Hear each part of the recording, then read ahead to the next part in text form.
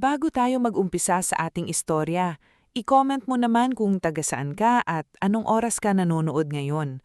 Baka katulad ka rin ni Yendira, tahimik lang sa buhay, maraming tinitiis, pero may lakas na hindi nakikita ng mga taong nang mamaliit sa'yo.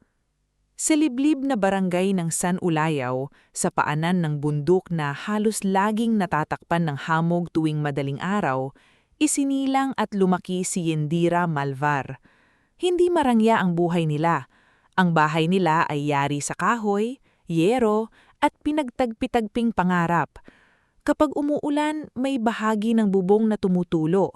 Kapag tag-init naman, halos kumapas ang lupa sa paligid dahil sa init.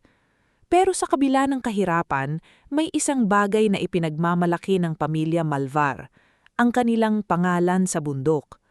Ang ama ni Indira na si Roldan Malvar ay kilala bilang isa sa pinakamagaling na mga ngaso at tagasagip sa buong San Ulayaw. Ngulit hindi siya basta mga ngaso na pumapatay ng hayop para lang may ipagmamalaki. Para kay Roldan, ang bundok ay buhay. Ang mga hayop ay bahagi ng tahanang iyon. Ang tunay na kaaway, sabi niya, ay hindi ang mabangis na hayop, kundi ang taong sakim. Yindira, madalas niyang sabihin habang tinuturuan ng anak na magbasa ng bakas sa lupa, huwag kang matakot sa kagubatan, may batas ang bundok, ang tao ang madalas lumalabag. Maliit pa noon si Yindira, nakasunod sa likod ng kanyang ama habang hawak ang lumang lubid at maliit na sako. Minsan, pinapahawak siya ni Roldan ng dahon at pinapahulaan kung anong hayop ang dumaan. Minsan naman, pinapakinggan niya sa anak ang tunog ng hangin. "Ano ang naririnig mo?" talong ni Roldan. "Hangin, putay." "Hindi lang hangin," sagot ng ama. "Kapag mabilis ang hampas sa dahon, may ulan. Kapag tahimik ang mga ibon, may panganib. Kapag mabigat ang amoy ng lupa, may gumuhong parte sa taas." Hindi iyon agad naiintindihan ni Yindira noong bata siya. Para sa kanya, laro lamang iyon. Ngunit habang lumalaki siya, unti-unti niyang naintindihan na ang lahat pala ng itinuro ng kanyang ama ay maaaring maging dahilan para mabuhay ang isang tao. May nakababatang kapatid si Yindira na si Tavion Malvar. Masayahin si Tavion, madalas makulit at laging nangangarap na balang araw ay makapag-aral sa syudad. Kapag gabi, habang nagtitipid sila sa ilaw ng gasera, sinasabi ni Tavion, "Ate, kapag yumaman ako, ipapatayo kita ng malaking kusina. Yung maraming kalan, maraming plato, tapos hindi ka na mapapagod." Ngumiti lamang si Yindira habang hinahati sa dalawa ang natitirang kamote. "Iuunahin mo munang makapagtapos, Tavion. Ako na ang bahala sa pagod." Simple ang pangarap ni Yindira noon. Hindi siya naghahangad ng malaking bahay o magarang sasakyan. Gusto lang niyang mabuhay ng payapa, mapaaral ang kapatid at mapanatili ang dangal ng kanilang pamilya. Ngunit nagbago ang lahat nang dumating ang isang malakas na bagyo sa San Ulayaw. Noong gabing iyon, may grupo ng turista at 2 bata ang natrap sa isang trail malapit sa gumuhong bahagi ng bundok. Si Roldan ang nanguna sa rescue. Nakiusap si Yindira na sumama ngunit pinigilan siya ng ama. "Dito ka lang, bantayan mo si Tavion at ang nanay mo," sabi ni Roldan habang inaayos ang lubid sa balikat. "Tay, marunong na ako, kaya ko nang tumulong." Hinawakan ni Roldan ang pisngi ng anak. "Alam kong kaya mo, pero may panahon ng lahat. Kapag hindi ako nakabalik agad, tandaan mo ang kompas na ibinigay ko. Hindi yan gamit. Paalala yan na kahit gaano kadilim ang daan, may direksyon ka pa rin." Hindi na nakabalik ng buhay si Roldan. Nailigtas niya ang 2 bata, ngunit natangay siya ng rumaragasang putik habang tinutulungan ang huling turista. Ang kanyang bangkay ay natagpuan makalipas ang 2 araw, hawak pa rin ang piraso ng lubid na ginamit niya sa sagip. Mula noon, tumahimik si Yindira. Hindi siya naging mareklamo. Hindi rin siya naging palaban sa salita, ngunit sa loob niya may apoy na hindi namatay. Tinanggap niya ang lumang kompas ng ama, ang maliit na kutsilyong pangkaligtasan, at ang pangaral na paulit-ulit niyang dinadala sa puso. Ang bundok ay hindi kaaway. Ang tunay na kaaway ay taong walang puso. Lumipas ang ilang taon. Dahil sa kahirapan, napilitang bumaba sa siyudad si Yindira.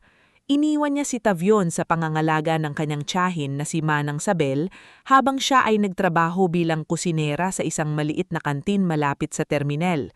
Araw-araw, 4:00 pa lang ng umaga ay gising na siya. Naghihiwa ng sibuyas, naghuhugas ng kaldero, nagluluto ng sabaw at nagbibilang ng kada pisong maiipon. Hindi siya madaldal sa mga kasama niya, pero napansin ng may-ari ng kantin na si Aling Benilda na kakaiba ang disiplina ni Yindira. "Anak, bakit parang hindi ka napapagod?" tanong nito. Ngumiti lamang si Yindira habang hinahalo ang malaking kaserola ng lugaw. "Napapagod din po, Aling Benilda. Sanay lang po akong hindi inuuna ang reklamo." Doon unang nakita ni Cassian Ledesma si Yendira. Si Cassian ay anak ng kilalang pamilyang Ledesma, may-ari ng malaking construction and development company sa siyudad. Ngunit kahit mayaman, hindi siya katulad ng ibang tagapagmana. Tahimik siya, mahilig gumuhit ng bahay para sa mahihirap at mas gusto pang magpunta sa mga lumang lugar kesa dumalo sa magagarang pagtitipon. Isa siyang arkitekto, ngunit bihira siyang pakindan sa sariling pamilya dahil ang gusto ng kanyang ina, si Doña Briseida Ledesma, ay mga proyektong malaki ang kita, hindi proyektong may malasakit. Noong araw na iyon, bumaha sa kalsada malapit sa terminal. May batang lalaki na nadulas at muntik ng maanod sa malalim na kanal. Nagkagulo ang mga tao. May sumigaw, may kumuha ng cellphone para mag-video, pero walang agad lumusong. Si Yendira ang unang kumilos. Hinubod niya ang apron, kumuha ng mahabang kahoy at walang pag-aalinlangang lumusong sa baha. "Huwag kang bibitaw!" sigaw niya sa bata. Nakita ni Cassian ang lahat. Nasa loob siya ng sasakyan noon, papunta sana sa isang meeting. Bumaba siya para tumulong, ngunit naunahan na si Yendira. Mahusay ang galaw nito. Hindi padalos-dalos, hindi nagpapanik. Hinila niya ang bata papunta sa gilid, saka inabot kay Cassian. "Dalhin mo siya sa mataas na lugar," maikling sabi ni Yendira. Natigilan si Cassian. Hindi niya alam kung bakit, pero sa gitna ng baha, putik at takot, ang babaeng iyon ang pinakakalmadong tao sa paligid. Kinabukasan, bumalik si Cassian sa kantin. Hindi niya agad inamin na hinahanap niya si Yendira. Umorder siya ng kape at lugaw, kahit hindi naman siya sanay kumain doon. "Sir, may kailangan pa po kayo?" tanong ni Yendira nang napansin niyang nakatingin ito sa kanya. Napahiya si Cassian. "Ako nga pala si Cassian, yung lalaki kahapon, yung nagdala sa bata sa klinik." "Ah," simpleng sagot ni Yendira. "Mabuti po at natulungan ninyo siya." "Mas ikaw ang tumulong," sabi ni Cassian. "Hindi lahat may lakas ng loob lumusong doon." Bumaba ang tingin ni Yendira sa hawak na baso. Kapag may taong nasa panganib, hindi na dapat pinag-iisipan kung sino ang mauuna. Mula noon, madalas nang bumalik si Cassian sa kantin. Sa una, kape lang. Sumunod, tanghalian. Hanggang sa minsan ay nag-aalok na siyang ihatid si Yendira pa uwi. Hindi agad bumayag si Yendira. Sanay siyang hindi basta nagtitiwala. Ngulit nakita niya kay Cassian ang isang uri ng kabutihan na hindi maingay. Hindi ito nagyayabang, hindi rin nito ginamit ang yaman para bilhin ang loob niya. Isang gabi, habang naglalakad sila sa gilid ng tahimik na kalsada, tinanong ni Cassian, "Bakit parang ang dami mong alam sa pagligtas ng tao?" Sandaling tumahimik si Yendira. "Galing ako sa pamilya ng mga mangangasa." "Mangangasa?" tanong ni Cassian. Hindi mapanghusga kundi nagtataka. "Oo, pero hindi gaya ng iniisip ng iba. Ang tatay ko mas marami siyang nailigtas kesa napatay na hayop. Tinuruan niya akong makinig sa bundok." "Parang ang layo ng mundo mo sa mundo ko," mahinang sabi ni Cassian. "Baka nga," sagot ni Yendira. "Pero minsan, ang magkaibang mundo, pareho rin pala ang hinahanap. Tahimik na buhay." Doon nagsimulang lumalim ang kanilang ugnayan. Ngunit nang ipakilala ni Cassian si Yendira sa kanyang pamilya, nagsimula ang unos na mas mabangis pa sa bagyong kinalakan ni Yendira. Si Doña Briseida Ledesma ay isang babaeng sanay masunod. Sa unang tingin pa lang niya kay Yindira, nakita na agad ng dalaga ang lamig sa mga mata nito. Nakaupo si Briseida sa mahabang mesa ng mansyon, suot ang mamahaling alahasa at ekspresyong tila may sinusukat na gamit. "Ito ang babaeng sinasabi mo?" Tanong ni Cassian kay Briseida, ngunit ang tingin ay kay Yindira. "Kusinera?" "Ma, si Yindira po. At oo, nagtatrabaho siya sa kantin. Marangal ang trabaho niya." Bahagyang natawa si Briseida. "Marangal? Cassian, anak, hindi lahat ng marangal ay bagay sa pangalan natin." Hindi sumagot si Yindira, ngunit ramdam niya ang bigat ng bawat salita. Naroon din si Vera Ledesma, pinsan ni Cassian, na mula simula ay matalas na ang tingin sa kanya. Matagal nang may sariling ambisyon si Vera sa loob ng pamilya. Gusto niyang manatiling hawak ng kanilang angkan ang lahat, pera, negosyo at desisyon ni Cassian. Para sa kanya, si Yandira ay sagabal. "Ang simple mo naman," sabi ni Vera habang kunwari ay nakangiti. "Hindi ka ba nailang dito? Baka hanapin mo ang tunog ng kuligrik." Napatingin si Cassian sa pinsan. "Vera, ano? Nagbibiro lang ako," sagot nito. Ngulit alam ni Vera na hindi iyon biro. Simula pa lamang iyon. Kahit tutol si Briseida, pinakasalan ni Cassian si Yindira sa isang simpleng seremonya. Hindi ito enggrande, walang daang-daang bisita. Naroon lamang sina Tavion, Manang Sabel, Aling Benilda, ang matandang hardinero ng Ledesma na si Mang Tisoy Daclan, ang kusinerang Almayda Navarro at si Padre Ovidio Marasigan na siyang nagbasbas sa kanilang kasal. Habang nakatayo si Yindira sa harap ni Cassian, hawak ang maliit na palumpong ning puting bulaklak, sinabi ni Cassian, "Hindi ko man kayang baguhin agad ang pamilya ko, ipinapangako kong hindi ka mag-iisa." Tiningnan siya ni Indira ng matagal. "Huwag kang mangako kung hindi mo kayang panindigan." "Kakayanin ko," sagot ni Cassian. Naniwala si Indira. Gusto niyang maniwala. Ngulit nang tumira siya sa mansyon ng mga Ledesma, unti-unti niyang naramdaman na hindi lahat ng bahay na malaki ay tahanan. Sa unang linggo pa lang, tinawag na siya ni Briseida na batang gubat sa harap ng ilang bisita. Nang minsang mali ang pagkakalagay ng kubyerto sa hapag, kahit hindi siya ang nag-ayos, siya ang pinagalitan. "Sa bundok siguro kamay lang ang gamit ninyo," malamig na sabi ni Briseida. Nanigas ang panga ni Indira, ngunit pinili niyang manahimik. Sa kusina, nilapitan siya ni Almayda. "Hiha, huwag mong dibdibin lahat. Ganyan talaga si Senyora Briseida." "Hindi po ako nasasaktan dahil sa salita," mahinang sagot ni Indira. "Nasasaktan ako dahil pinipilit kong respetuhin siya, pero parang bawat hininga ko rito ay kasalanan." Si Mang Tisoy naman, habang nagdidilig ng halaman, minsang nagsabi sa kanya, "Alam mo, Hiha, may mga taong takot sa marunong mabuhay kahit walang yaman, kasi hindi kanila mabibili." Ngumiti si Indira, ngunit may bigat sa dibdib. Lumipas ang mga buwan. Sa harap ni Cassian, madalas mabait si Briseida. Ngunit kapag wala ito, ibang mukha ang ipinapakita niya. Si Baldomero Quijano, ang katiwala ng mansyon, ay sunod-sunuran sa bawat utos ni Briseida. Minsan, may nawawalang hikaw sa silid ni Vera at si Indira ang tinagbintangan. Minsan naman, may sirang mamahaling plorera at sinabing siya raw ang nakabasag. "Hindi ako ang gumawa niyan," mariing sabi ni Indira. Tumaas ang kilay ni Briseida. "Siyempre hindi ikaw, laging hindi ikaw. Ganyan ba ang itinuro sa iyo ng pamilya mong mga ngaso? Tumakas sa pananagutan?" Doon unang naramdaman ni Indira ang matinding galit. Ngunit naalala niya ang ama. "Huwag padalos-dalos. Basahin muna ang paligid bago kumilos." Ang pinakamasakit, hindi laging napapansin ni Cassian ang lahat. Abala ito sa kumpanya, lalo na nang pilitin siya ni Briseida na pirmahan ng ilang proyektong hindi niya gusto. Kapag sinusubukan ni Indira na magsabi, pagod na pagod ang mukha ni Cassian. "Indira, baka hindi lang kayo nagkakaintindihan ni Mama," minsang sabi nito. Napatitig sa kanya si Indira. "Cassian, hindi misunderstanding ang araw-araw na pagyurak." Napayoko si Cassian. "Aayusin ko, pangako." Ngunit hindi niya agad naayos at bawat pangakong hindi natutupad ay parang maliit na bitak sa puso ni Indira.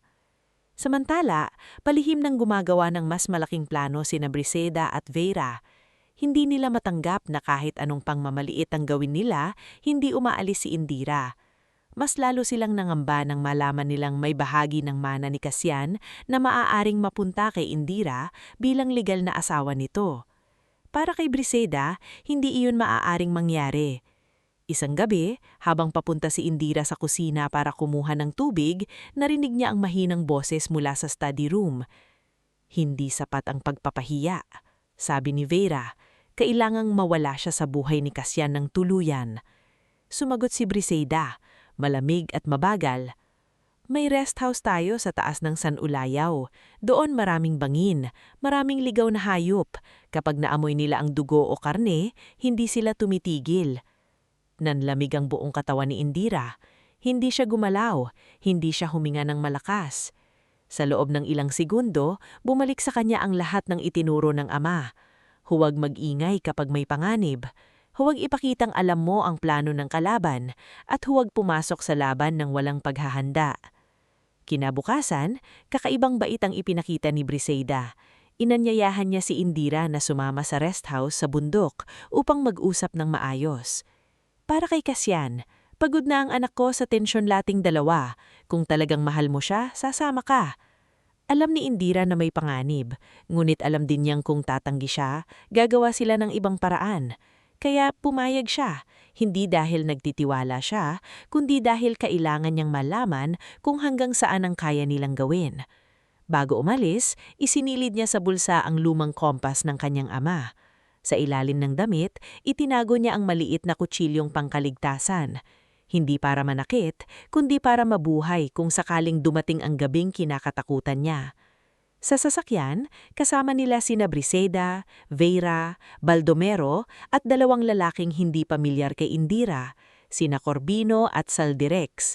Tahimik ang biyahe. Habang paakyat sila sa palikulikong daan, napansin ni Indira na lumilihis sila sa ruta papunta sa rest house. Mas masukal ang daan, mas madilim, mas kaunti ang bahay. Ngumiti si Briseda habang nakatingin sa labas. Alam mo, Hiha, may mga asong gubat daw dito. Kapag naamoy nila ang dugo o karne, hindi sila tumitigil. Hindi sumagot si Indira. Hinawakan niya lamang ang kompas sa bulsa. Sa isip niya, naririnig niya ang tinig ng ama. Kapag dinadala ka ng kalaban sa dilim, anak, huwag mong hayaang sila ang humawak ng direksyon mo.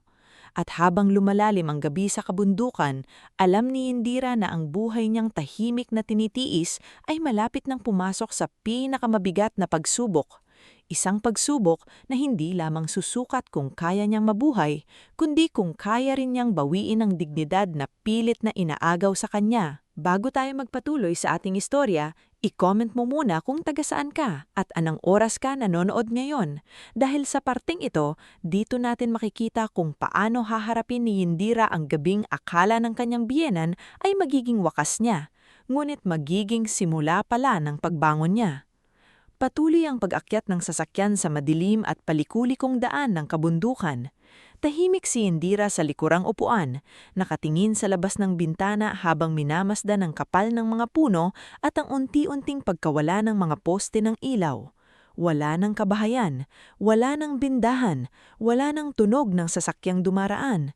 Ang tanging naririnig niya ay ang makina ng itim na SUV, ang hampas ng maliliit na sanga sa gilid ng sasakyan at ang mahinang tawa ni Vera na tila may lihim na kasiyahang hindi na maitago. Sa harap, nakaupo si Doña Briseda, tuwid ang likod at nakataas ang baba. Kara siyang reyna sa loob ng sasakyan, ngunit sa mata ni Indira, mukha siyang taong unti-unti nang nilalamon lang sariling kasamaan. Si Baldomero naman ay nasa tabi ng driver, panay ang lingon sa side mirror. Ang dalawang lalaking kasama nila, sina Corbino at Saldirex, ay halos hindi nagsasalita. Ngulit sapat na ang bigat ng kanilang mga titig para malaman ni Indira na hindi sila ordinaryong security. Muling hinawakan ni Indira ang lumang kompas sa bulsa. Hindi niya ito inilabas. Dinamalang niya ang malamig na bakal nito sa palad, parang hinahawakan niya ang kamay ng amang si Roldan. Hindi ito daan papunta sa rest house. Kalmadong sabi ni Indira matapos ang mahabang katahimikan. Bahagyang lumingon si Vera at ngumiti. Aba, kabisado mo talaga ang bundok, ano? Nakakabilib naman. Hindi sumagot si Indira. Sa halip, tinignan niya ang putik sa gilid ng kalsada, ang direksyon ng agos ng tubig sa kanal at ang klase ng punong nadadaanan nila. Alam niyang mas mataas na sila kaysa sa bahagi kung saan nakatayo ang rest house ng mga Ledesma. Ibig sabihin, sinasadya nilang dalhin siya sa mas liblib na lugar. May dadaanan lang tayo, sabi ni Doña Briseida. Isang lugar na mas tahimik. Doon tayo mag-uusap ng walang istorbo. Kung pag-uusapan ang kailangan ninyo, bakit kailangan pa nating lumayo ng ganito? Tanong ni Indira. Ngumiti si Briseida, ngulit hindi siya tumingin sa likod. Dahil may mga usapang mas bagay gawin sa lugar na walang makakarinig. Lalong naging mabigat ang hangin sa loob ng sasakyan. Hindi natakot si Indira sa bundok. Hindi siya natakot sa dilim. Ngunit ramdam niya ang panganib na nagmumula sa mga taong kasama niya.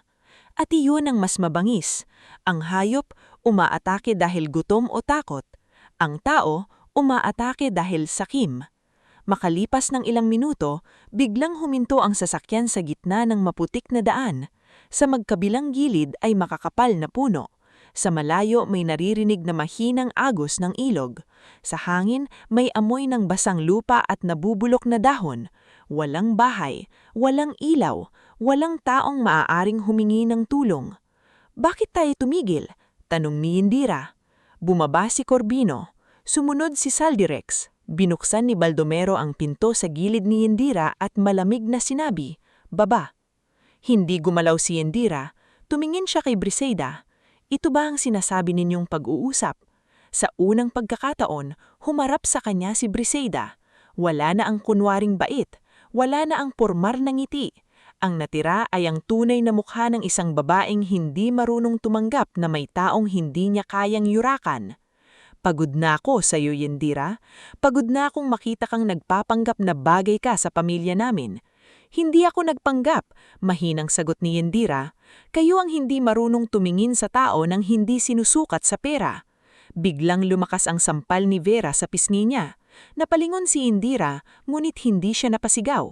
Ramdam niya ang hapdi, ngunit mas matindi ang lamig sa dibdib niya.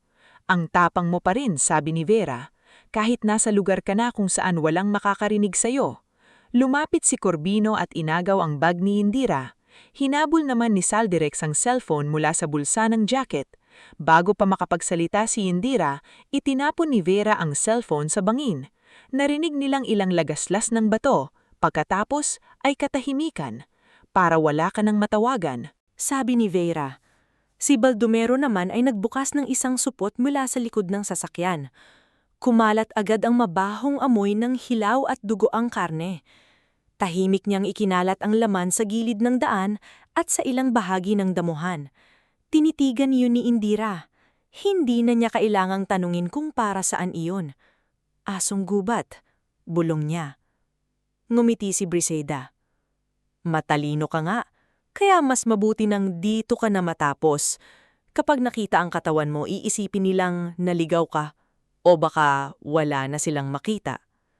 Lumapit si Briseida sa kanya. Sa dilim, malinaw pa rin ang kinang ng mamahaling hikaw nito. Sa wakas madidispatcha na rin kita. Mabagal na huminga si Indira. Hindi siya nagmakaawa. Hindi siya lumuhod. Hindi siya sumigaw ng pangalan ni Cassian. Sa halip, tinitigan niya ang biyenan na parabang kabisado na niya ang mukha nito. Hindi bilang ina ng kanyang asawa, kundi bilang taong minsang nagtangkang pumatay sa kanya. May isang bagay kayong hindi naiintindihan, sabi ni Indira. Ano iyon? Nakataas ang kilay ni Briseida. Hindi lahat ng iniiwan sa bundok ay namamatay. Sandaling nawala ang ngiti ni Briseida, ngulit agad siyang umatras at sumakay sa SUV. Sumunod si Vera at Baldomero. Bago isara ang pinto, tumingin pa si Vera kay Indira. Kung mabuhay ka man, wala ring maniniwala sa'yo. Sino ka ba? Isang kusinera? Isang babaeng gubat? Hindi sumagot si Indira. Pinanood niya ang sasakyan habang umaandar palayo. Ang ilaw nito ay unti-unting lumiliit hanggang lamunin ng liko ng daan. Nang tuluyan itong mawala, saka lamang niya naramdaman ng bigat ng katahimikan. Mula sa malayo, may umalingaw-ngaw na ungol. Hindi iyon lobo gaya ng sabi nila, dahil sa Pilipinas ay walang totoong lobo sa kabundukan. Ngunit may mga asong gubat, mga asong ligaw na nagiging mabangis kapag gutom, lalo na kung naaakit ng dugo at karne. Alam iyon ni Indira. At alam din niyang ang takot ay maaaring pahamak sa kanya kung hahayaan niyang manguna. Dahan-dahan siyang yumuko. Dinampot niya ang kaunting putik at ipinahid sa braso, leeg at damit. Hindi ito kaaya-aya, ngunit kailangan. Itatago ng putik ang amoy ng katawan niya. Pagkatapos, tiningnan niya ang direksyon ng hangin. Humihihip ito mula sa hilaga papunta sa lugar kung saan ikinalat ang karne. Ibig sabihin, kung mananatili siya roon, dadalhin ng hangin ng amoy ng karne at tao sa iisang direksyon. Kailangan kong umalis nang hindi nag-iiwan ng malinaw na bakas. Bulong niya sa sarili. Inilabas niya ang kompas. Bahagyang naninginig ang kamay niya, hindi dahil sa kahinaan, kundi dahil sa bigat ng nangyari. Ngunit, nang makita niya ang karayom ng kompas, parang narinig niya ang tinig ng ama. May direksyon ka pa rin. Umakyat siya sa gilid na may makapal na ugat ng puno. Hindi siya dumaan sa putikan kung saan madaling maiwan ng bakas ng sapatos. Sa halip, tumapak siya sa mga bato, ugat at tuyong dahon. Nang narinig niyang papalapit ang mga mabibigat na hakbang at singhot ng ilang hayop, agad siyang umakyat sa mababang puno ng balete. Hindi siya umakyat ng mataas na maaaring mabali ang sanga, sabat lang para hindi siya madaling maabot. Ilang minuto pa lang ang lumipas, dumating ang grupo ng mga asong gubat. 5 o 6 sila, payat, basang-basa at halatang gutom. Sinundan nila ang amoy ng karne. Nag-aagawan sila sa mga pirasong ikinalat ni Baldomero. Nag-uunahan, nag-uungulan. May isa sa kanilang nahuminto at singhot sa hangin. Sandali nitong itinaas ang ulo sa direksyon ni Indira. Hindi huminga ng malakas si Indira. Iniyakap niya ang puno at nanatiling walang galaw. Ang putik sa balat niya, ang taas ng pwesto niya at ang direksyon ng hangin ang tanging proteksyon niya. Lumipas ang ilang minuto bagat tuluyang nawala ang mga aso sa mas mababang bahagi ng gubat.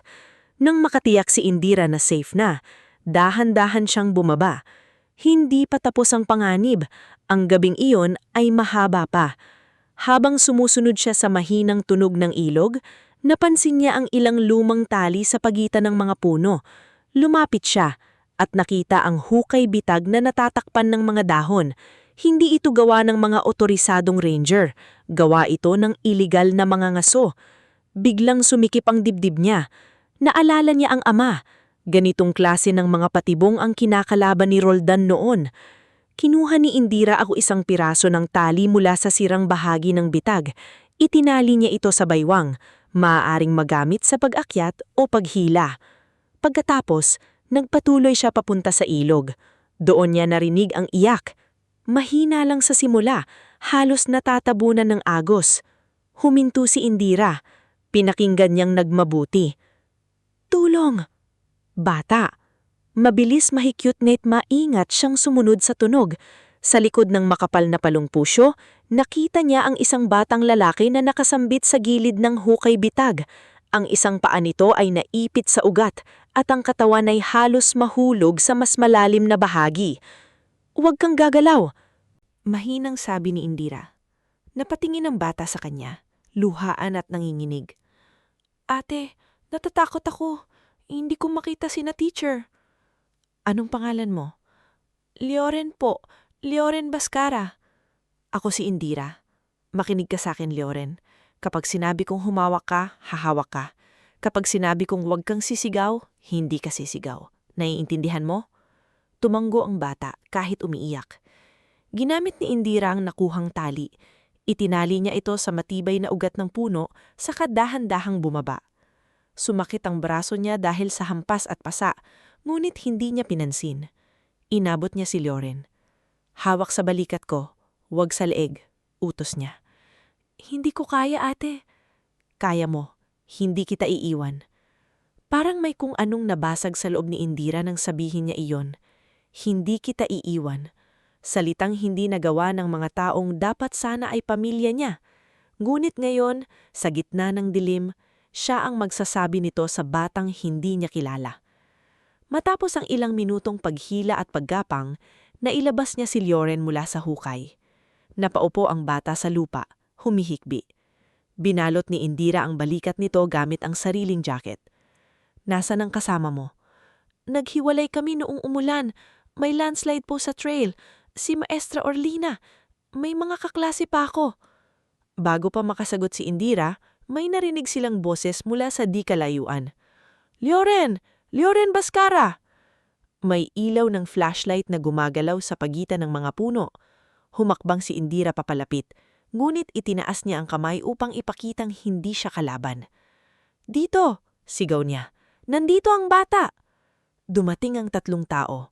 Una si Captain Nerio Valmores, isang forest ranger na may matalim ngunit pagod na mga mata. Kasunod niya si Dr. Samira Alonto, may dalang medical kit, at si Gabriel Quinto, isang wildlife documentarist na may bitbit na kamera at satellite transmitter. Nang makita ni Dr. Samira si Lioren, agad itong lumuhod. Lioren, salamat sa Diyos! Tumingin si Captain Nerio kay Indira. Ikaw ang nakahanap sa kanya? Opo, naipit siya sa hukay bitag. Iligal ang pagkakagawa. May iba pa ba kayong hinahanap? Nagulat si Nerio sa paraan ng pagsagot niya. Direkta, kalmado, at parang sanay sa ganitong sitwasyon. May grupo ng estudyante at guro sa taas. Natrap sila malapit sa lumang ridge. Ikaw, bakit ka nandito mag-isa? Sandaling tumahimik si Indira. Maaari niyang sabihin agad ang lahat, ang biyenan, ang pagtataksil, ang asong gubat, ngunit nakita niya ang pag-aalala sa mukha ni Lioren at narinig ang boses ng mga batang maaaring nasa panganib pa. Mamaya ko po ipapaliwanag. Kung may natrap sa ridge, hindi ligtas ang pangunahing daan. Basa ang lupa. May pangalawang guho kapag dinaanan ninyo iyon. Kuminot ang noo ni Nerio. Paano mo nalaman? Taga rito po ang pamilya ko. Malvar ang apelyido ko. Nag-iba ang mukha ni Nerio. Malvar? Kaano-ano mo si Roldan Malvar? Anak niya po, ako. Sandaling tumahimik ang ranger. Pagkatapos, bumigat ang boses niya. Kung anak ka ni Roldan, marunong kang maghanap ng ligtas na daan.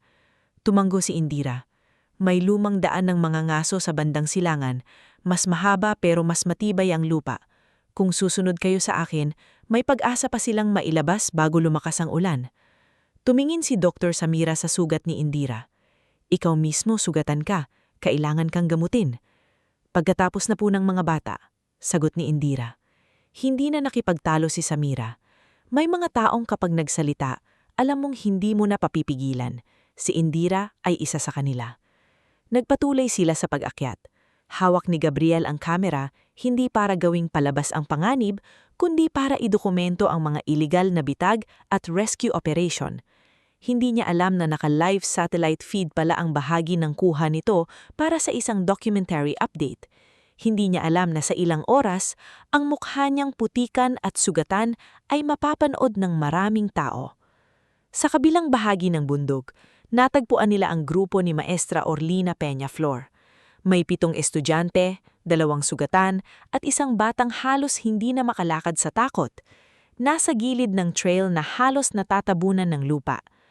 Kapag nagkamali sila ng daan, maaaring tuluyan silang maanod pababa. Maestra Orlina? Tawag ni Captain Nerio. Dito kami, umiyak na sagot ng guro. May batang sugatan! Lumapit si Indira at mabilis na sinuri ang paligid. May bitak ang lupa sa kaliwa. May gumagalaw na tubig sa ilalim ng putik. Delikado. Hindi sila pwedeng dumaan doon. Isa-isang ilalabas sila. Ang unang tatawid, yung pinakabata. Huwag silang papatakbuhin. Hawak sa lubid. Kapag may narinig kayong pag-crack sa lupa, hihinto lahat. Tiningnan siya ni Maestra Orlina. Sino ka? Indira Malvar, at ilalabas namin kayo rito. Sa tulong ni Nerio, Samira at Gabriel, gumawa sila ng pansamantalang gabay gamit ang lubid at matitibay na sanga. Isa-isang inakay ni Indira ang mga bata. May isang batang babae na ayaw bumitaw sa guro. "Ayoko po, madudulas ako," umiiyak nitong sabi. Lumuhod si Indira sa harap niya. "Tumingin ka sa akin, hindi sa bangin, sa akin lang. Anong pangalan mo?" "Dahlia po." "Dahlia, bawat hakbang mo, sasabayan kita. Hindi kita hihilahin kung hindi ka handa, pero kailangan mong magtiwala." "Paano kung mahulog ako?" "Hindi ka mahuhulog, hawak kita." At hinawakan nga siya ni Indira hanggang makalampas. Habang papalabas ang huling grupo, biglang may umungol mula sa madilim na bahagi ng puno. Ilang asong gubat ang muling lumitaw, marahil naaakit sa amoy ng sugat at pagkain sa bag ng mga estudyante. Nagsigawan ng ilang bata. "Huwag sisigaw!" Mariing utos ni Indira. "Huwag kayong tatakbo." Kumuha siya ng tuyong sanga, binalutan ng tela, at pinasinde gamit ang lighter ni Nereo. Gumawa siya ng apoy, hindi para saktan ng mga hayop, kundi para harangan ang paglapit ng mga ito. Inutusan niya si Gabriel na ipalo ang metal bottle sa bato upang lumikha ng malakas na tunog. Unti-unting umatras ang mga aso. "Dahan-dahan," sabi ni Indira. "Hindi sila hahabol kung hindi tayo kikilos na parang biktima." Nailabas nila ang huling bata bago tuluyang lumakas ang ulan. Nang makarating sila sa ligtas na bahagi malapit sa Ranger Outpost, doon palang bumigay ang tuhod ni Indira. Napaupo siya sa lupa, hinahabol ang hininga. Agad siyang nilapitan ni Dr. Samira. "Ngayon ikaw naman." Ngunit bago pa siya magamot, lumapit si Gabriel, hawak ang kamera, nanginginig ang boses sa pagkamangha. "Indira, alam kong hindi ito ang tamang oras pero may dapat kang malaman. May bahagi ng rescue na naipadala sa live feed. Nakita ng station. Pinapalabas na sa balita." Hindi agad naintindihan ni Indira. "Balita?" Tumanggo si Gabriel. "Oo, nakita ka ng mga tao. Nakita nilang iniligtas mo ang mga bata."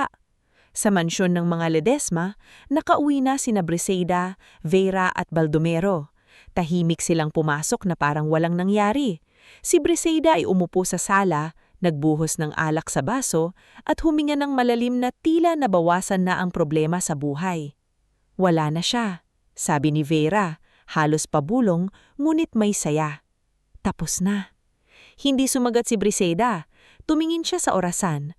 Sa isip niya, sapat na ang ilang oras para matapos ng gutom na mga aso ang dapat nilang gawin. Ngulit biglang bumukas ang telebisyon sa sala. Si Kasia nang nagbukas nito, galing sa study room, pagod at nanginginig dahil maghapon niyang hinahanap si Indira. Hindi niya alam kung bakit hindi sumasagot ang asawa. Hindi rin niya alam kung bakit kakaiba ang kilos ng kanyang ina. Sa screen, lumabas ang breaking news. Isang misteryosong babae ang nanguna sa pagsasip ng mga estudyante na natrap sa landslide sa kabundukan ng San Ulayao. Kilala siya ngayon bilang si Indira Malvar. Nabitawan ni Briseida ang baso. Nababasag ito sa sahig. Sa screen, nakita nila si Indira. Putikan ang mukha, may dugo sa noo, basang-basa sa ulan, ngunit buhay.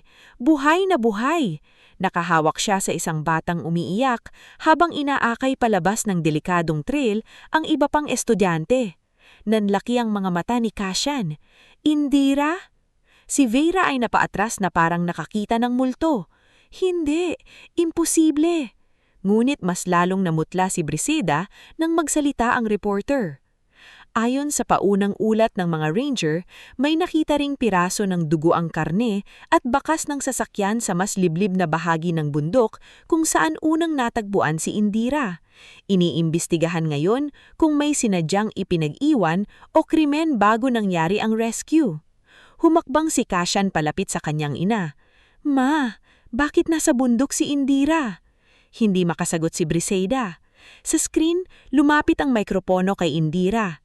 Halatang pagod siya, ngunit malinaw ang kanyang boses. "Hindi ako aksidenteng napunta rito," sabi niya. "May mga taong nag-iwan sa akin sa bundok ngayong gabi. Akala nila mamamatay ako, pero buhay ako, at oras na para malaman ng lahat ang katotohanan."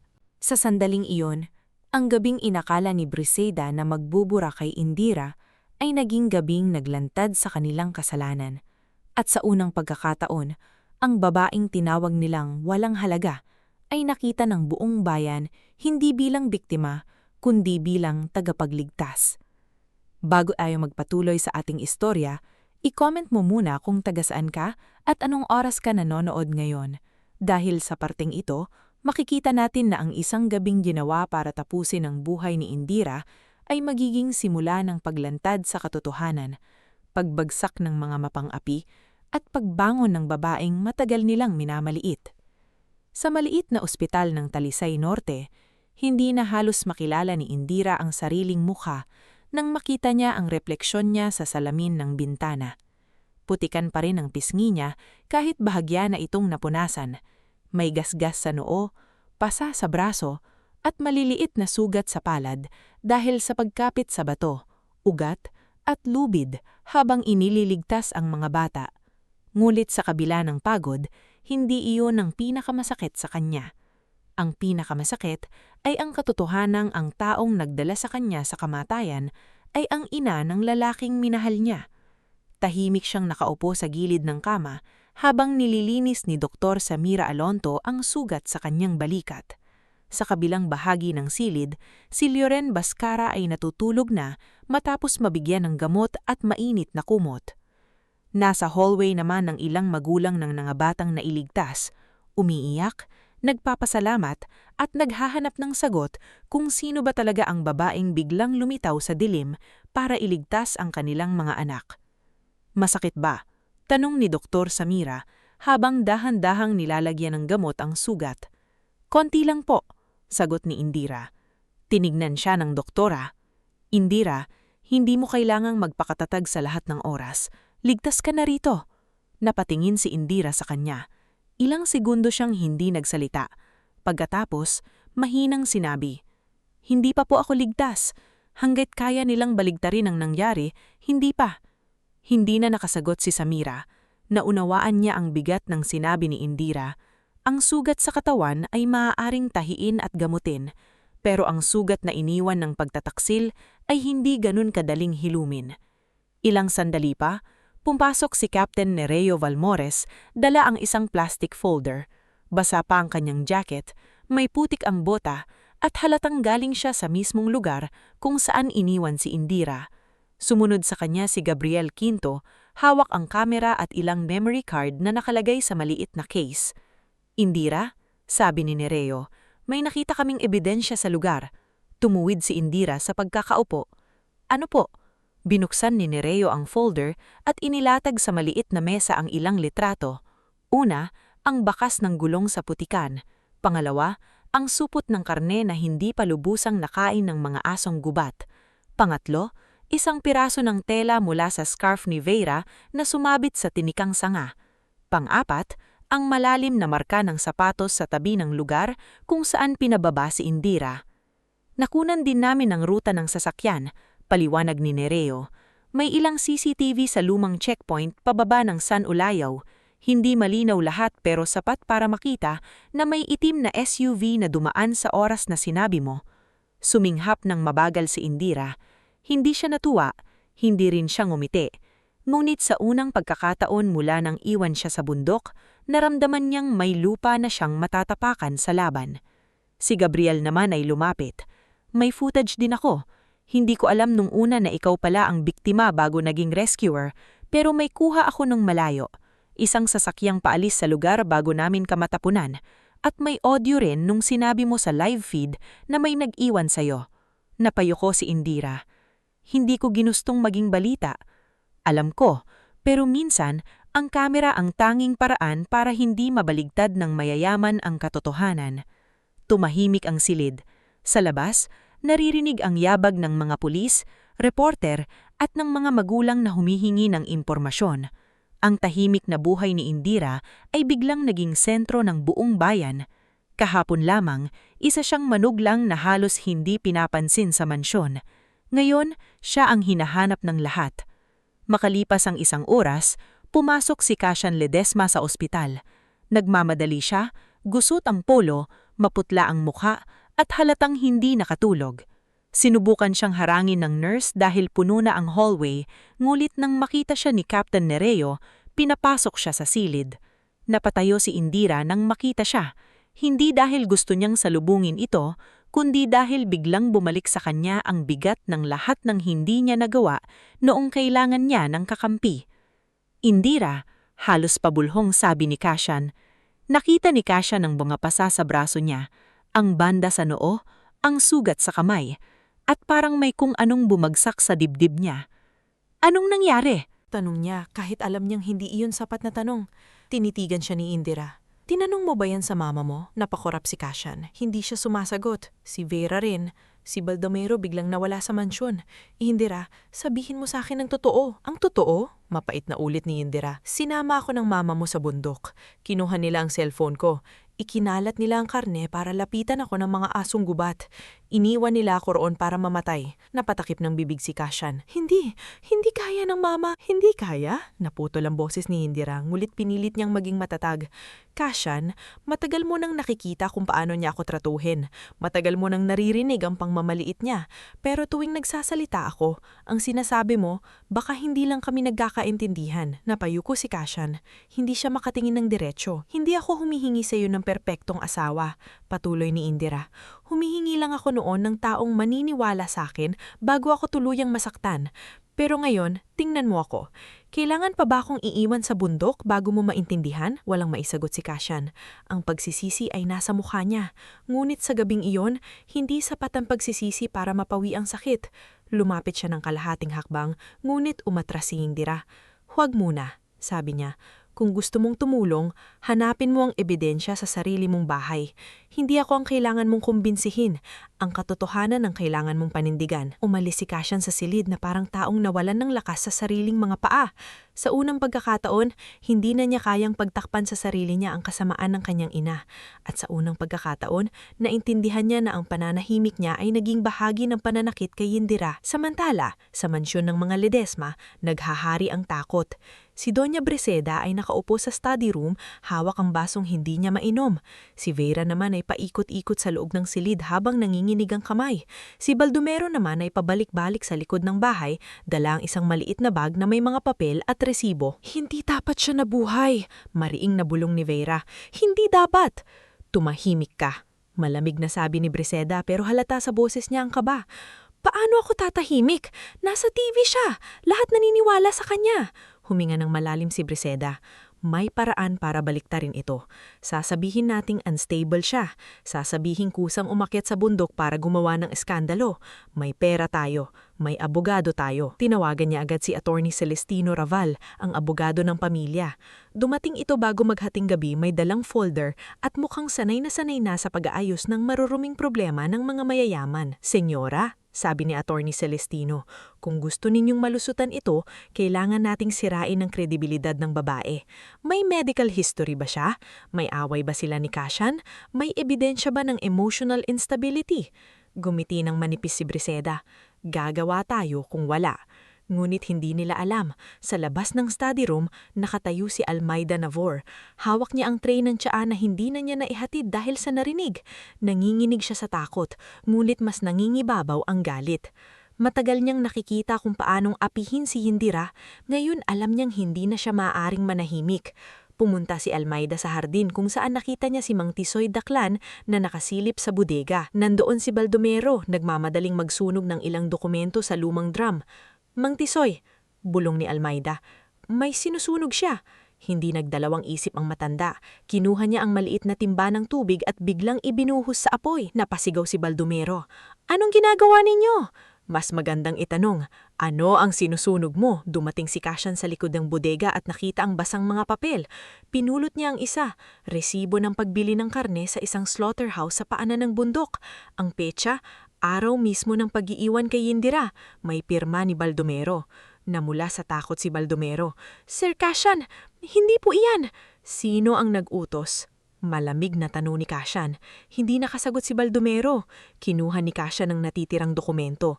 Kasama rito ang kopya ng peking resibo na ginamit para pagbintangan si Yindira na nagnanakaw ng pera. May printout din ng peking mensahe na ipinakita noon kay Kasyan para palabasing may ibang lalaki si Yindira. Sa bawat papel na hawak niya, unti-unting nabubuo ang isang katotohanan na matagal niyang tinanggihan. Pinaniwala siya ng sariling pamilya at pinili niyang maniwala dahil mas madali iyon kaysa lumaban. Kinabukasan, kumalat pang lalo ang balita. Ang pangalan ni Yindira Malvar ay nasa radyo, telebisyon at social media. May mga tumatawag sa kanya na bahino, may mga gumagawang kwento tungkol sa kanya, may mga gustong kapanayamin siya. Pero imbis na magpakain sa atensyon, pinili ni Yindira na gamitin ang pagkakataon sa mas mahalagang bagay. Sa imbitasyon ni Captain Nereo, dumalo siya sa isang emergency public hearing sa munisipyo ng Talisay Norte tungkol sa illegal traps at kapabayaan sa mountain trails. Kasama niya si Dr. Samira, Gabriel, Maestra Orlina at ilang magulang ng mga estudyanteng nailigtas. Naroon din si Governor Emerita Vardelion, isang babae na kilala sa pagiging istrikta at hindi basta nagpapadala sa emosyon. Sa una, talimang tingin nito kay Yindira. Miss Malvar, Sabi ng gobernador, maraming humahanga sa ginawa mo. Pero ang tanong, ano ang kailangan ng kabundukan para hindi na maulit ito? Hindi nagmadali si Indila sa pagsagot. Tumayo siya, hawak ang lumang kompas ng ama sa bulsa. Hindi sapat ang maglagay ng warning sign, sabi niya. Kailangan ng trained local responder sa bawat barangay. Kailangan tanggalin ang ilegal na bitag, bantayan ang mga trail, at pakinggan ng mga taong matagal nang nakatira sa bundok. Madalas po kasi, kami ang unang nakakakita ng panganib, pero kami ang huling pinakikinggan. Nagbulungan ng mga tao sa loob ng hall. Si Governor Emerita ay bahagyang natigilan. Hindi niya inaasahan ng linaw ng sagot ni Indira. May plano ka ba? Tanong niya. Opo, sagot ni Indira. Kung bibigyan ng pagkakataon, pwedeng magtayo ng maliit na training center para sa rescue skills, first aid, trail safety, at pagprotekta sa kabundukan. Hindi kailangang marangya. Kailangan tama, tuloy-tuloy, at bukas sa mga kabataang mahirap pero gustong matuto. Mula sa likuran, nagsalita si Maestra Orlina. Governor, kung hindi dahil sa kanya, wala na ang ilan sa mga estudyante ko. Alam niya ang sinasabi niya. Sumunod si Dr. Samira. At hindi lang tapang ang meron siya. May disiplina, may kaalaman, may puso. Doon nagsimulang magbago ang tingin ng mga tao kay Indira. Hindi na siya misteryosong babae sa balita. Hindi na lang siya biktima ng mayamang biyenan. Isa siyang taong may kakayahang magligtas, magturo, at mamuno. Sa labas ng munisipyo, linapitan siya ni Rafaela Dizon, isang investigative journalist na may matalas na mata at laging may dalang maliit na recorder. Indira Malvar? Tanong nito. Opo. Ako si Rafaela Dizon. May sinusundan akong istorya tungkol sa pagbili ng lupa sa San Ulayaw. Luwabas ang pangalan ng Ledesma Holdings sa ilang dokumento. Alam mo ba iyon? Nanlamig si Indira. Ledesma Holdings? Tumango si Rafaela. May mga lupa sa paligid ng komunidad ninyo na pilit binibili sa mababang presyo. May ilang magsasakang tinakot at may lumang report tungkol sa pagkamatay ng isang rescuer ilang taon na ang nakalipas. Pangalan niya, Roldan Malvar. Parang tumigil ang mundo ni Indira. 3 po ang tanong ko, mahinang sabi ni Rafaela. Una, bakit gustong-gusto ng Ledesma Holdings ang lupa ninyo? Pangalawa, bakit ka gustong mawala ni Doña Briseida? At pangatlo, aksidente ba talaga ang nangyari sa tatay mo noon? Hindi agad nakasagot si Indira. Ang gabing inakala niyang tungkol lamang sa pagtatangkang pagpatay sa kanya ay biglang lumalim. Ang sakit niya bilang asawa ay nadugtungan ng sakit bilang anak. Kung totoo ang sinasabi ni Rafaela, matagal na palang may ugat ang kasamaan ng mga Ledesma sa buhay ng pamilya Malvar. Dumating si Tavio ng hapon iyon, galing San Ulayaw. Pawis, pagod, at nanginginig sa galit. Pagkakita niya kay Indira, hinakap niya ito ng mahigpit. Ate, naiiyak niyang sabi, sinong gumawa nito sa'yo? Sabihin mo, pupuntahan ko sila. Hinawakan ni Indira ang mukha ng kapatid. Hindi tayo lalaban ng padalos-dalos, Tavion. Pero muntik ka na nilang patayin. Oo, sagot ni Indira. Nanginginig ang boses. Pero kung gaganti tayo sa paraan nila, matatalo tayo. Lalaban tayo sa paraan na itinuro ni tatay. May tiyaga, may ebidensya, at may dahilan. Sa gabing iyon, habang nakaupo si Indira sa veranda ng maliit na ospital, hawak ang kompas ni Roldan, dumating si Kasyan. Hindi siya lumapit agad. Tumayo lamang siya sa di kalayuan. Hawak ang isang envelope. Hindi ako pupunta rito para pilitin kang kausapin ako. Iiwan ko lang ito. Tumingin si Indira sa envelope. Ano iyan? Mga dokumento na nakita ko sa mansyon. Peking resibo, peking mensahe, resibo ng karne, at ilang papeles tungkol sa lupa sa San Ulayaw. Nanlamig si Kasyan. May pirma ni Mama sa ilan. Kinuha ni Indira ang envelope, pero hindi siya nagsalita. Indira, mahinang dagdag ni Kasyan. Alam kong huli na ang tapang ko, pero hindi ko na siya pagtatakpan. Tumingin si Indira kay Kasyan. Pagod, nugut matatag. Hindi mo ito ginagawa para mapatawad kita. Gawin mo ito dahil ito ang tama. Tumango si Kasyan. Alam ko. Pag-alis ni Kasyan, binuksan ni Indira ang envelope. Sa loob, nakita niya ang mga pangalan ng kumpanya, lupa, transaksyon, at ilang pamilyang pinilit magbenta. At sa pinakahuling papel, nakita niya ang lumang incident report ng rescue operation kung saan namatay ang kanyang ama. May isang detalye ron na hindi niya alam noon.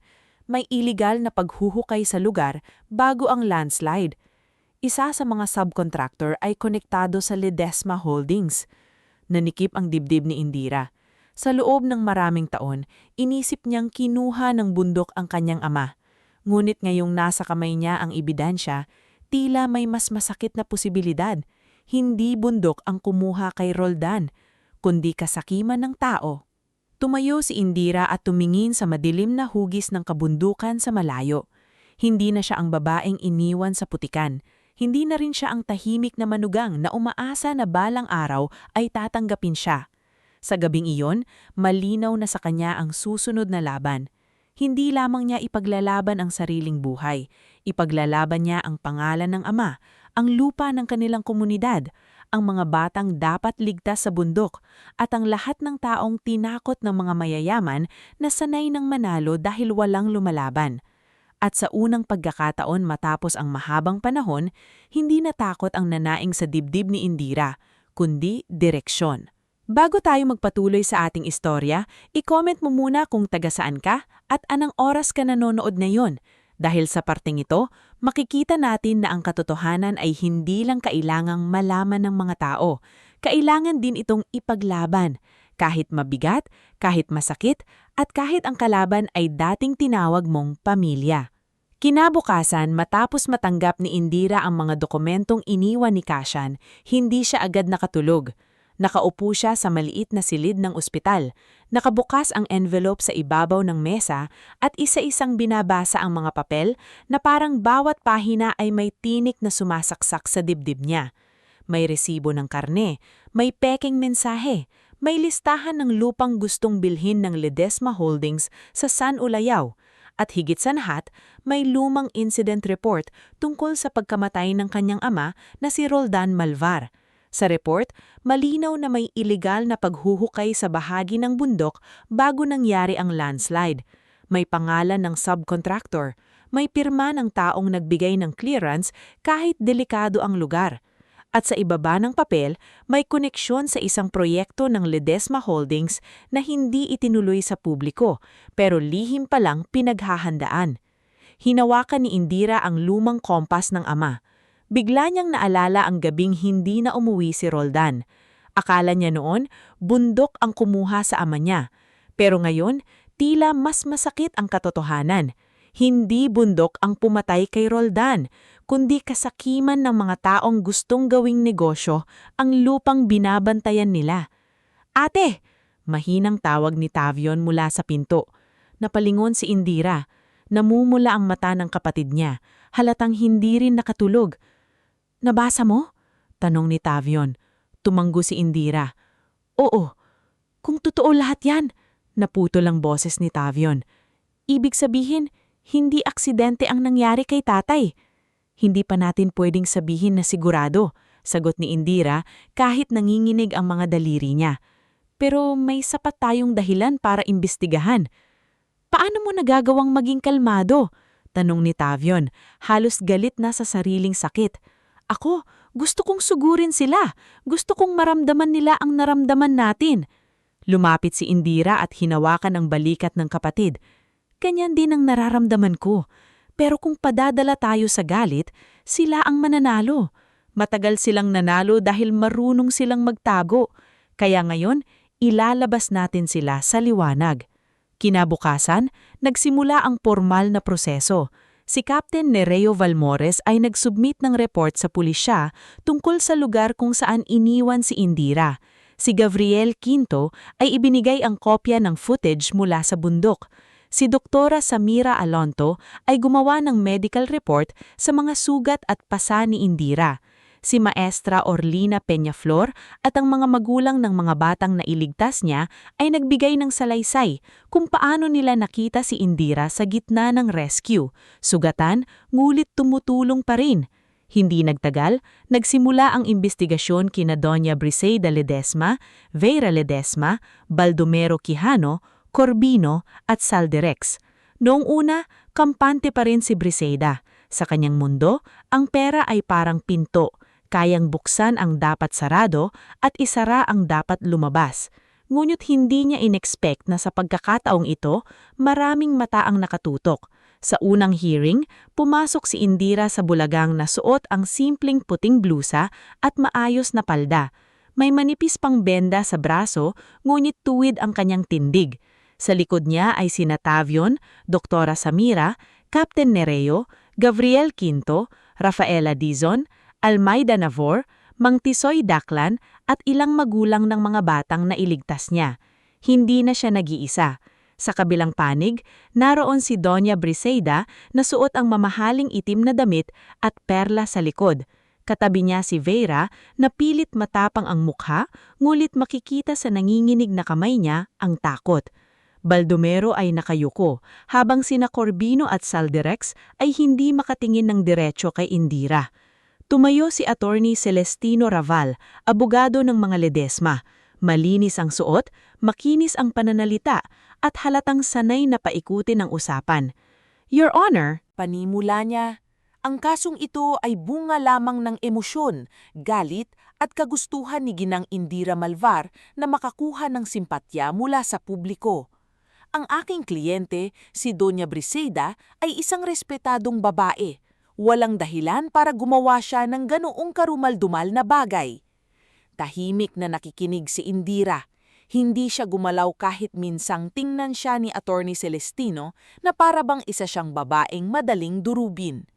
Nang siya na ang tinawag upang magsalita, dahan-dahan siyang tumayo. Lumapit siya sa harap. Hindi siya sumigaw.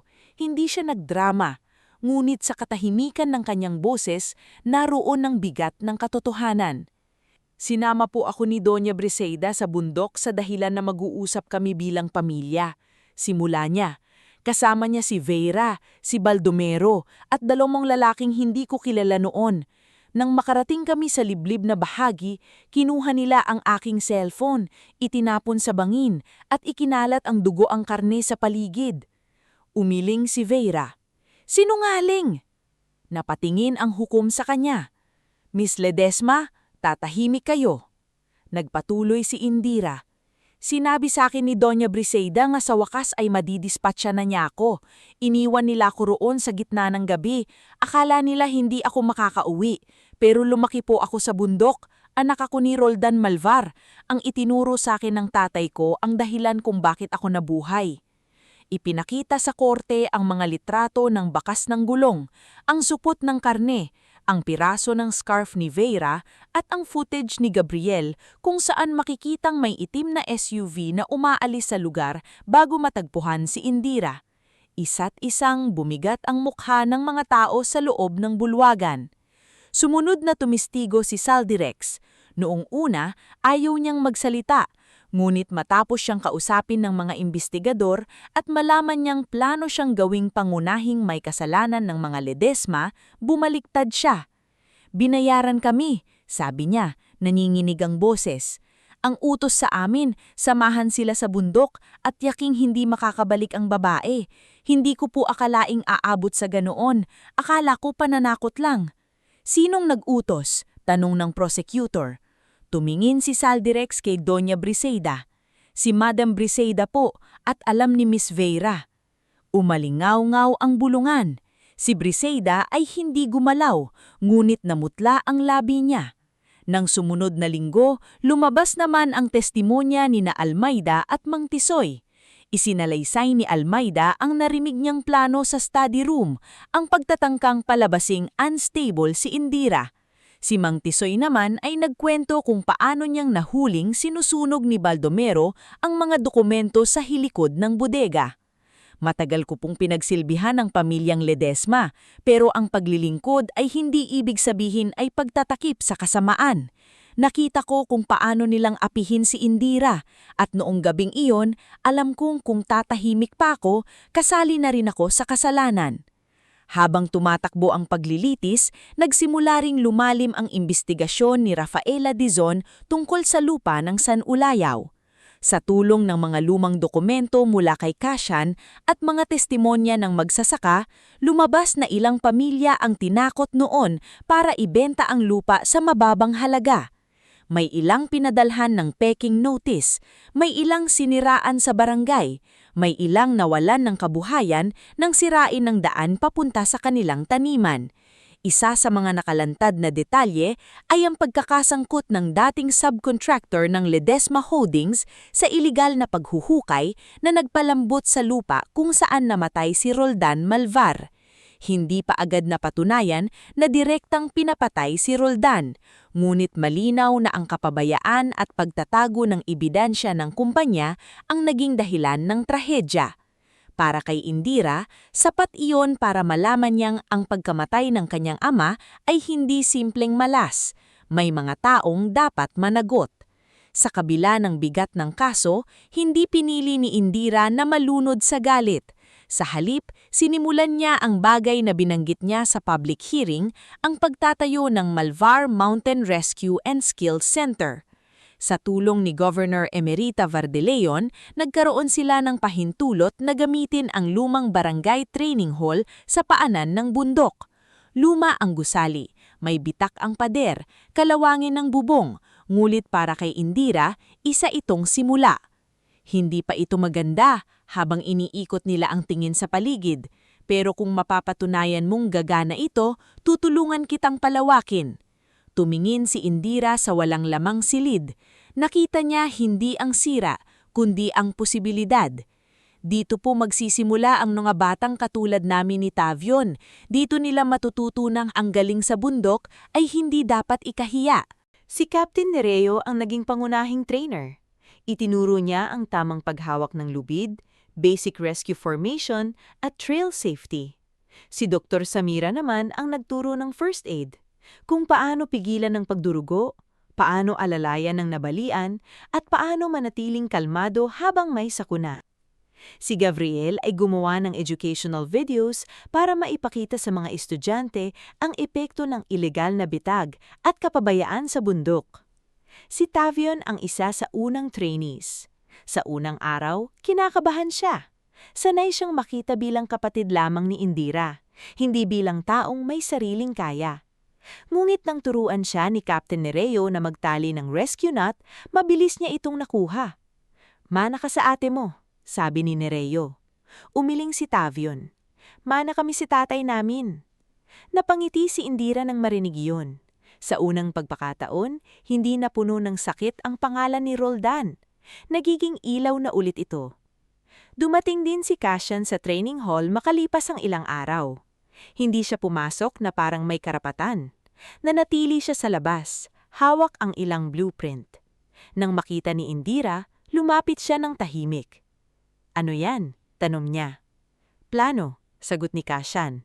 "Para sa mas ligtas na training facility. May emergency exit, rainwater storage, clinic room, at elevated sleeping area kung sakaling may bagyo." Huminga siya ng malalim. "Hindi mo kailangang tanggapin. Gusto ko lang ibigay." Tinignan ni Indira ang blueprint. Maganda ang pagkakagawa. Hindi pang mayaman na proyekto para magpasikat. Praktikal, may malasasit, may pag-unawa sa pangangailangan ng komunidad. Bakit mo ginagawa ito? Tanong ni Indira.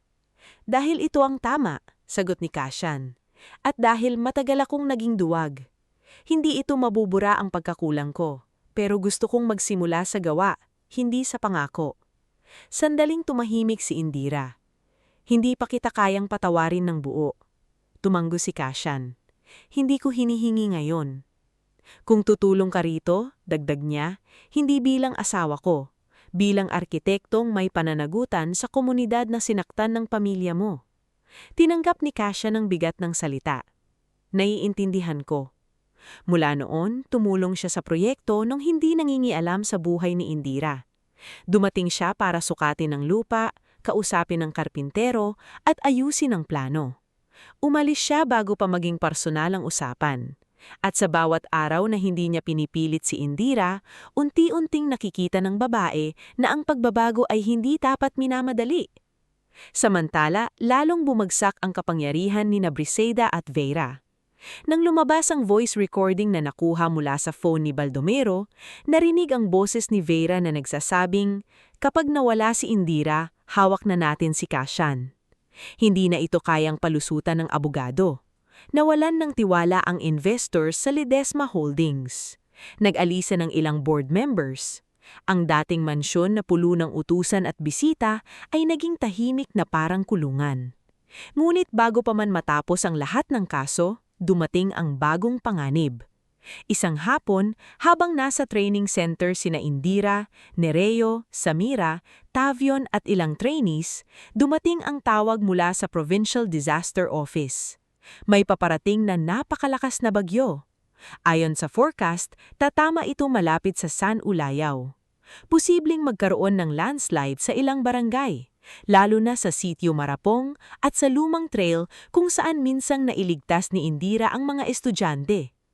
Tumayo si Indira sa harap ng mapa ng bundok. Tinitigan niya ang mga pulang marka, mga lugar na delikado, mga daan na maaaring maputol, mga pamilyang kailangang ilikas bago lumakas ang ulan. Hindi pa tapos ang paglilitis, sabi ni Tavion. Kaya mo pa ito, ate? Tinignan ni Indira siya. Pagod siya. Marami pa siyang sugat na hindi nakikita. Ngulit nang hawakan niya ang kompas ng ama, malinaw ang sagot sa puso niya. Kaya natin.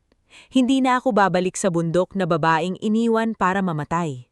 Babalik ako roon para magligtas. Nag-utos si Captain Nereo na ihanda ang lubid, flashlight, first aid kit, portable radio at pagkain. Si Dr. Samira naman ang nag-ayos ng gamot at emergency supplies. Si Tavion ang nanguna sa mga batang trainees sa pagdala ng kagamitan. Si Gabriel ang nagsimulang mag-broadcast para humingi ng donasyon at volunteers. Si Kasyan naman ang dumating dala ang plano ng temporary shelter at ilang materyales mula sa sariling bulsa. Habang unti-unting dumidilim ang langit at lumalakas ang hangin sa San Ulayao, tumayo si Indira sa harap ng rescue team. Hindi na siya ang babaeng pinatahimik sa mansyon. Hindi na siya ang manugang na laging nakayuko. Sa likod niya ay ang mga taong naniniwala sa kanya. Sa harap niya ay ang bundok na minsan naging saksi sa pagtatatriel at ngayon ay magiging saksi sa kanyang pagbangon. Makinig ang lahat, sabi ni Indira. Malinaw at matatag ang boses. Hindi tayo susuong para magpakabayani. Susuong tayo para may makauwi pang buhay sa kani-kanilang pamilya. Walang iiwan, walang magpapanik, at walang kikilos ng mag-isa. Lumakas ang hangin. Umugong ang mga puno. Sa malayo, nagsimulang bumagsak ang unang malalaking patak ng bulan. At sa sandaling iyon, muling humakbang si Yendira Malvar papunta sa bundok. Hindi na bilang biktima ng dilim, kundi bilang ilaw na susundan ng mga taong nangangailangan ng pag-asa. Bago tayo magpatuloy sa huling bahagi ng atong istorya, i-comment mo muna kung taga saan ka at anong oras ka nanonood ngayon, dahil dito na natin makikita ang katapusan ng mahabang pagdurusa ni Yendira, kung paano ang bundok na minsong ginamit para tapusin ang buhay niya ay magiging lugar kung saan niya tuluyang babawiin ang kanyang dangal, pamilya at kapayapaan. Malakas na ang hangin nang muling umakyat si Yendira Malvar sa daan ng San Ulayaw. Hindi ito katulad ng gabing iniwan sina nina Doña Briseida, Vera, Baldomero, Corbino at Saldirex. Noon, mag-isa siya. Noon, nasa likod niya ang mga taong gustong burahin siya sa mundo. Noon, ang tanging hawak niya ay ang lumang kompas ng ama, kaunting lakas ng loob at alaala ng mga aral ni Roldan Malvar. Ngayon, iba na. Sa likod niya ay isang buong rescue team. Nandoon si Captain Nereo Valmores, dala ang mapa at portable radio.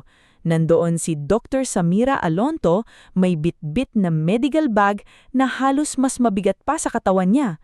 Nandoon si Tavion Malvar, ang dating batang pangarap lang ay makapag-aral sa siyudad, ngulit ngayon ay nakasuot na ng rescue vest at may sariling lubid sa balikat.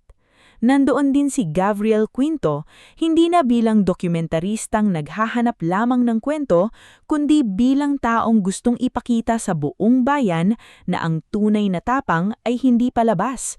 Ito ay serbisyo. At sa di kalayuan, tahimik na sumusunod si Cassian Ledesma. Hindi siya nasa unahan, hindi niya inagaw ang papel ni Yendira. Hawak niya ang blueprint ng temporary shelter, listahan ng mga evacuee at ilang laminated maps na ginawa niya buong gabi. Sa unang pagkakataon, natutunan niyang ang pagmamahal ay hindi paghawak sa kamay ng taong mahal mo habang sinasabing mahal mo siya. Minsan, ang pagmamahal ay ang paglakad sa likod niya, paggalang sa kanyang lakas at pagtulong ng hindi humihingi ng kapalit. Team Alpha, sa Sitio Marapong, utos ni Yendira habang nakatayo sa ilalim ng maliit na waiting shed na ginawa nilang command post. May 14 na pamilya roon, karamihan matatanda at bata. Team Bravo, bantayan ninyo ang lumang tulay. Kapag tumaas pa ang tubig, isasara natin ang daan. Umugong ang kulog, kumidlat sa itaas ng bundok at sa isang saglit nakita nila ang madilim na hugis ng mga puno na yumuyuko sa lakas ng hangin. Lumapit si Tavion sa ate niya. Ate, sigurado ka bang kaya nating umakyat hanggang kapilya? Ayon sa barangay Tanod, may naiiwan daw roong 4 na bata at 2 lola. Tiningnan ni Yendira ang mapa. Ang kapilya ng Sitio Marapon ay nasa gitna ng slope, malapit sa lumang daluyan ng tubig. Kapag bumigay ang lupa sa itaas, maaaring matangay ang buong lugar. Kailangan nating puntahan bago maghating gabi, sabi niya. Kapag lumakas pa ang ulan, wala na tayong dadaanan. Yendira, maingat na sabi ni Cassian, lumapit ngunit hindi masyadong malapit. May alternate route rito. Itinuro niya ang linya sa mapa. Mas mahaba, pero base sa elevation, mas mababa ang chance ng landslide. Tiningnan ni Yendira ang mapa. Tama si Cassian, hindi ito ang lumang daan ng mga mangangasol na kabisado niya, pero praktikal ito. Sandali siyang tumahimik bago tumanggo. Gagamitin natin yan, sabi niya. Hindi ngumiti ng sobra si Cassian, tumanggo lang siya. Sapat na sa kanya na pinakinggan niya si Yendira hindi bilang asawa kundi bilang taong may maiaambag. Nagsimula ang pag-akyat nila. Bawat hakbang ay laban sa putik, bawat ihip ng hangin ay parang may kamay na tumutulak sa kanilang pabalik. Sa gitna ng daan, may nakita silang matandang lalaki na halos hindi na makalakad, si Mang Ireneo, kasama ang apo nitong si Basti. Basang-basa na sila at nanginginig. Hindi ko na kaya, hiha, iniiyak na sabi ng matanda. Iwan ninyo na ako, dalhin ninyo na lang ang apo ko. Lumuhod si Yendira sa harap niya. Walang iiwan, Mang Ireneo, yan ang patakaran natin ngayong gabi. Pero mabigat ako, sumingit si Tavion. Mabigat din po ang bigas sa amin noon, pero binubuhat pa rin ni ate, kaya namin kayo. Sa kabila ng delikadong sitwasyon, napangangiti ng bahagya si Mang Ireneo. Gumawa sila ng improvised sling gamit ang jacket at lubid. Tinulungan ni Nereo at Tavion ang matanda habang si Dr. Samira Laman ang umalalay kay Basti. Nang makarating sila sa kapilya ng Sitio Marapong, nakita nila ang dalawang matatandang babae, sina Lola Nativia at Lola Corazon, kasama ang 4 na batang magkakayakap sa ilalim niyang altar. Umiiyak ang isa sa mga bata. "Ate, akala namin wala nang darating." Sabi ng batang babae, luhapit si Yindira at hinaplos ang basang buhok nito. "Darating kami. Basta may naghihintay, darating kami." Ngulit bago sila tuluyang makalabas, may malakas na pagguho mula sa itaas. Umuga ang lupa. Nagsigawan ng mga bata. Isang bahagi ng gilid ng kapilya ang nabasag ng tamaan ng gumugulong na bato. Agad na kumilos si Captain Nereo. "Labas! Isa-isa! Huwag tatakbo." Habang inilalabas nila ang mga bata, biglang nadula si Cassian sa putik. Nahulog siya sa mababang bahagi ng slope at kumapit sa ugat ng puno. Sa ilalim niya, rumaragasa ang tubig na may kasamang putik at bato. "Cassian!" sigaw ni Tavion. Papatakbo sana si Tavion ngulit pinigilan siya ni Yindira. "Huwag! Babagsak ka rin!" Kinuha ni Yindira ang lubid sa balikat ni Tavion at mabilis na itinali sa katawan niya. "Nereo! Anchor! Yindira! Delikado!" sigaw ni Dr. Samira. "Mas delikado kung hahayaan natin siya." Dahan-dahang bumaba si Yindira sa sloop. Hindi niya inisip na si Cassian ang lalaking minsang hindi siya naipagtanggol. Sa sandaling iyon, isa siyang buhay na kailangang iligtas. At iyon ang pagkakaiba ni Yindira sa mga taong nanakit sa kanya. Hindi niya ginagawang batayan ng galit para magdesisyon kung sino ang karapat-dapat mabuhay. "Cassian, tumingin ka sa akin!" sigaw niya. Basang-basa ang mukha ni Cassian. "Yindira! Hindi ko kaya." "Kaya mo. Huwag kang titingin sa baba. Sa akin ka tumingin. Kapag sinabi kong abot, iaabot mo ang kaliwang kamay mo." "Madudulas ako." "Hindi ka madudulas. Hawak kita." Napatingin si Cassian sa kanya. Sa gitna ng ulan at putik, narinig niya ang parehong linyang minsang sinabi ni Yindira kay Leoren sa bundok. "Hindi kita iiwan." Hindi man niya iyon binigkas na yon, iyon ang naramdaman niya. Inabot ni Cassian ang kamay niya. Hinila siya ni Yindira habang sina Nereo, Tavion at 2 trainee ang humihila sa lubid mula sa itaas. Ilang segundo pa, tuluyan nang bumigay ang ugat na kinakapitan ni Cassian. Mulit bago siya matangay, naiangat siya ng grupo. Pareho silang napahiga sa putik ni Yindira. Hingal na hingal. "Salamat!" Halos pabulong na ang sabi ni Cassian. Hindi agad sumagot si Yindira. Tumingin lang siya sa kanya, saka tumayo. "Marami pa tayong kailangang iligtas." Sa gabing iyon, umabot ng madaling araw ang rescue operation. Nailikas nila ang mga pamilya sa Sitio Marapong. Nailipat sa temporary shelter ang matatanda at bata. Nagamot ni Dr. Samira ang sugatan. Naipamahagi ang pagkain, kumot at gamot. Sa tulong ng broadcast ni Gabriel, dumagsa ang donasyon mula sa iba't ibang bayan. May dumating na pagkain mula sa mga negosyante, lumang damit mula sa mga paaralan, at gamot mula sa provincial hospital. Nang sumikat ang araw, pagod na pagod ang lahat. Ngunit walang namatay sa Sitio Marapong. Nakatayo si Yindira sa labas ng evacuation center. Nakatingin sa bundok na natatakpan pa rin ng ulap. Lumapit sa kanya si Governor Emerita Vardeleon. Basa ang sapatos at hawak ang report mula sa disaster office. "Malvar," sabi ng gobernador, "kung hindi dahil sa training center ninyo, mas malaki ang pinsala ngayong gabi. Hindi lang po ako. Lahat kami." Tumanggo ang gobernador. "Kaya sisiguraduhin kong hindi na temporary ang center ninyo. Gagawin natin itong opisyal na Regional Rescue Training Facility." Napatingin si Tavion kay Yindira. Hindi makapaniwala. Si Captain Nereo ay ngumiting tahimik. Si Dr. Samira naman ay napahawak sa dibdib sa tuwa. Sina Gabriel, Rafaela, Almayida, Mang Tisoy, Maestra Orlina at ilang pamilyang nailigtas ni Yindira. Sa kabilang panig, nakaupo sina Doña Briseida at Vera. Wala na ang dating yabang sa mukha nila. Si Briseida na dating nakataas ang baba at walang pakialam sa luha ng iba, ay ngayon ay nakapako ang tingin sa sahig. Si Vera ay maputla, walang alahis, walang mapang-asar na ngiti. Tumayo ang hukom at binasa ang hatol. Napatunayang guilty sina Doña Briseida, Vera, Baldomero, Corbino at Saldirex sa attempted murder, obstruction of justice, falsification of documents at iba pang kaugnay na kaso. Si Briseida at Vera ay sinentensyahan ng pagpakakulong. Si Baldomero ay may hiwalay na parusa dahil sa pagsira ng ebidensya. Sina Corbino at Saldirex, bagamat nakipagtulingan ng isa, ay hindi pa rin nakaligtas sa panananggutan. Hindi pumalakpak si Yindira. Hindi siya ngumiti na parang nanalo sa isang laro. Nang marinig niya ang hatol, Pumikit lamang siya at umiyak ng tahimik. Lumapit si Tavion at hinawakan ng kamay niya. Ate, tapos na. Huminga ng malalim si Indira. Hindi mababalik si tatay. Hindi mabubura ang nangyari. Pero oo, Tavion, makakahinga na tayo. Nang palabasin si Briseida mula sa korte, saglit itong huminto sa harap ni Indira. Ang dating babae na halos ipapatay siya ay ngayon ay wala ng kapangyarihan. Indira, mahinang sabi ni Briseida, kung humingi ako ng tawad. Tiningnan siya ni Indira. Walang galit sa kanyang mata, ngulit wala ring lambot na magpapalaya sa kasalanan ng biyenan. Ang tawad ay hindi paraan para takasan ang bunga ng ginawa ninyo, sabi ni Indira. Dalhin ninyo ang bigat ng kasalanan ninyo. Doon kayo matutong maging tao.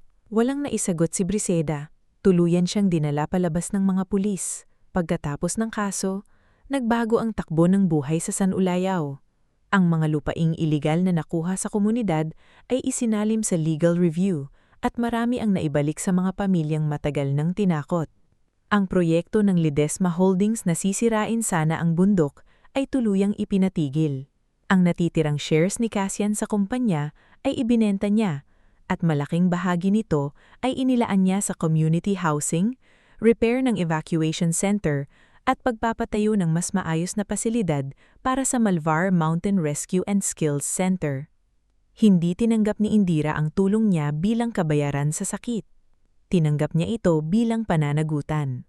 Hindi nito binibili ang kapatawaran, sabi ni Indira sa kanya isang hapon habang pinapanood nila ang mga trabahador na naglalagay ng pundasyon ng bagong training hall. Alam ko, sagot ni Cassian. Hindi ko na gustong bumili ng kahit anong mula sa'yo.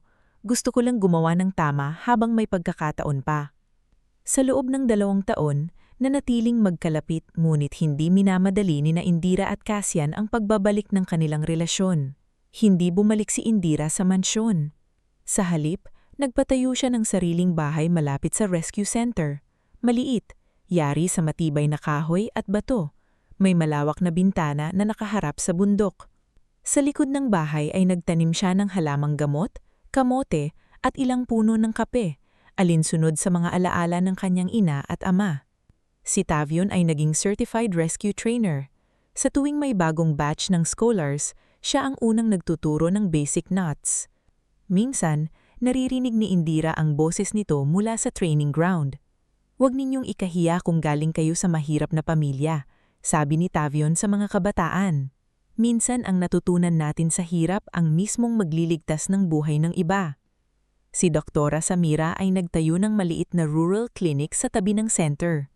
Si Captain Nerio, nang magretiro sa opisyal na serbisyo, ay hindi umalis sa San Ulayao. Naging mentor siya ng mga batang rescue volunteers. Si Gabriel at Rafaela naman ay gumawa ng dokumentaryong pinamagatang Anak ng Bundok, na nagpakita hindi lamang ng kabayanihan ni Indira, kundi ng kasaysayan ng San Ulayao, ng pakikibaka ng mga magsasaka at ng tunay na halaga ng kabundukan.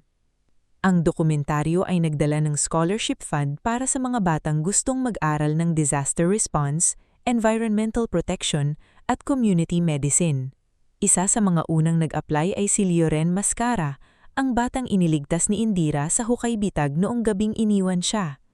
Ate Indira, sabi ni Lioren nang muli silang magkita, mas matangkad na ngayon at hindi na kasing takot ng dati. Gusto ko rin pong maging rescue volunteer kasi noong gabing akala ko wala nang darating, dumating kayo. Napangiti si Indira. Kung ganun, ikaw naman ang darating para sa iba balang araw.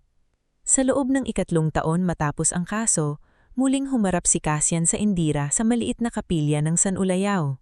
Hindi ito ingranding kasal, hindi rin ito pagbura sa lahat ng nangyari.